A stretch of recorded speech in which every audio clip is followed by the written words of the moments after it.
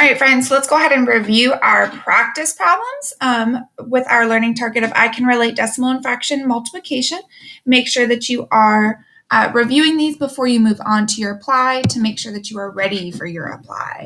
All right, so our first one was 4/10 times 3/10. I'm going to go ahead and rewrite them as fractions. So I have 4/10 times 3/10. Let's multiply straight across. 4 times 3 is 12. 10 times 10 is 100, so we would have gotten 12 hundredths, or you could have also written it as a decimal. Next one, we have our 8 times 2/10. So this is 8 times 2/10. So I just have 8 copies of 2/10. That would give me 16/10. Oops, I just want 16/10. There we go, which would be 1 6/10, or 1 6/10. Next, we have 5/10 times 7/10. So I have 5/10 times 7/10. Multiplying across, 5 times 7 is 35. 10 times 10 is 100.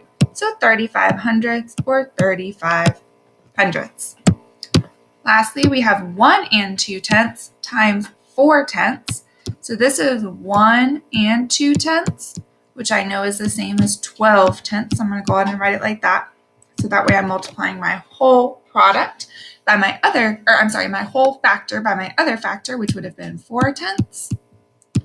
12 times 4 is 48. 10 times 10 is 100. So that's 48 hundredths. All right, friends, if you got these either all the way right or only with 1 or 2 small calculation errors, go ahead and feel like you are ready to move on to our apply. If you did not, please make sure that you're asking me for help or you're rewatching that learn video to make sure that we're ready to apply our learning.